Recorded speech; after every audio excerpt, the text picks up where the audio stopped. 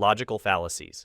Logical fallacies are errors in reasoning or flawed arguments that can undermine the validity and soundness of an argument. Ad hominem. This means attacking the person making the argument instead of addressing the argument itself. Strawman is when you misrepresent or exaggerate someone's argument to make it easier to attack or refute. Circular reasoning is restating the argument rather than providing evidence or support. The conclusion is assumed in the premises. Appeal to authority. Appeal to authority means relying on the opinion or statement of someone important or knowledgeable as evidence for an argument. False cause, post hoc, assuming that because one event follows another, the first event caused the second. Correlation does not necessarily imply causation. Slippery slope, arguing that a specific event will set off a chain of negative events, often without providing sufficient evidence for the likelihood of the chain reaction. Hasty generalization, drawing a broad conclusion based on insufficient or biased evidence. Appeal to ignorance, arguing that a claim is true because it hasn't been proven false, or vice versa. Lack of evidence does not confirm or disprove a claim. False dilemma. False dichotomy. This is when you present only two options when more exist, or frame a complex issue as if there are only two possible solutions. Red herring, introducing irrelevant information or arguments to divert attention from the main issue or topic. This tactic is often used to mislead or distract. Bandwagon. This is when someone argues that something is true or good because many people believe or do it. Appeal to tradition, arguing that a practice or belief is acceptable or correct because it's been done that way for a long time. This assumes that tradition alone justifies the validity of an idea.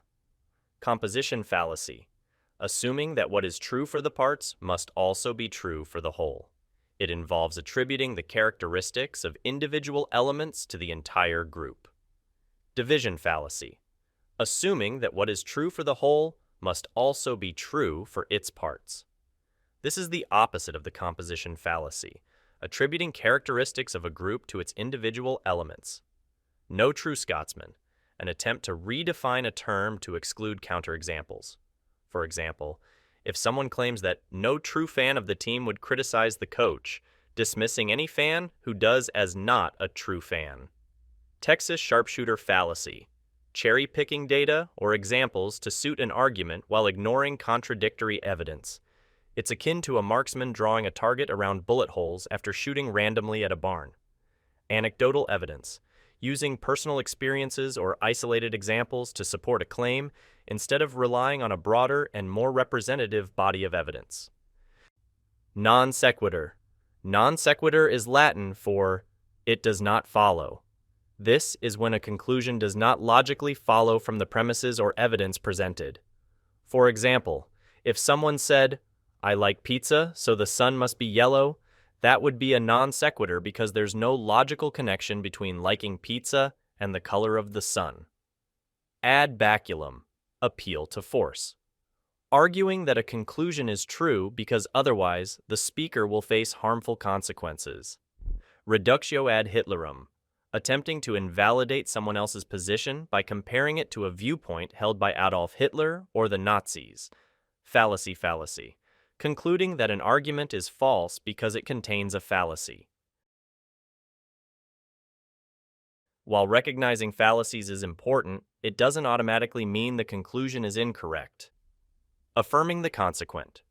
Affirming the Consequent is a formal logical fallacy that occurs when someone incorrectly infers the truth of the antecedent of a conditional statement from the truth of the consequent. Jumping to conclusions. This is where a speaker will form a specific conclusion without considering all of the variables involved. Appeal to fear. When someone seeks to generate support for a particular idea or course of action by deliberately instilling fear or anxiety about the consequences of not accepting that idea or taking a different course of action. Appeal to ridicule. When an individual or arguer attempts to undermine an opponent's argument by portraying it as absurd, ridiculous, or humorous, and consequently dismissing it as unworthy of serious consideration. Misleading Vividness Fallacy. happens by selectively presenting a vivid and emotionally charged anecdote or example, often portraying an exceptional or extreme occurrence, to convince others that it is more significant or representative than it actually is. Appeal to consequences, arguing that a statement must be true or false based on its perceived positive or negative consequences. The fallacy of false analogy. It relies on an analogy between two things, asserting that because they share one or a few similarities, they must be similar in other respects as well. However, this assumption is often unwarranted, as the two things being compared may have significant differences that render the analogy invalid. Package deal fallacy is the result of an arguer treating a group of items or ideas as a single, unified concept without acknowledging their individual differences. Ignoring a common cause. Incorrectly attributing a cause and effect relationship between two events without taking into account the possibility of a common underlying cause. The fallacy of moving the goalposts. When the evidence presented in response to a specific claim is dismissed and some other, often greater, evidence is demanded. Appeal to anonymous authority fallacy, relying on an unidentified or anonymous source as evidence. Relativist fallacy, asserting that all perspectives are equally valid, regardless of their merit. Appeal to nature, arguing that something is good or right because it is natural. Genetic fallacy, concluding that a claim is true or false based on its origin rather than its content. Ought-is fallacy. The ought-is fallacy, also known as the is-ought problem, refers to the mistake of assuming that the way things ought to be is the way they actually are. Perfectionist fallacy. There are two parts that specifically make up this fallacy. Part 1. There's the assumption that some better or ideal solution to a problem exists. Part 2. There's the conclusion that no action should be taken until this perfect solution is found. Appeal to incredulity. Rejecting a claim simply because it is difficult to understand or accept. It supports the idea that whatever is true must be easy to understand or to imagine. Appeal to probability, asserting that because something is possible, it is likely or certain. Appeal to flattery. Using flattery, excessive compliments, to persuade someone to accept a conclusion. Guilty by association occurs when someone connects an opponent to a demonized group of people or to a bad person in order to discredit an argument.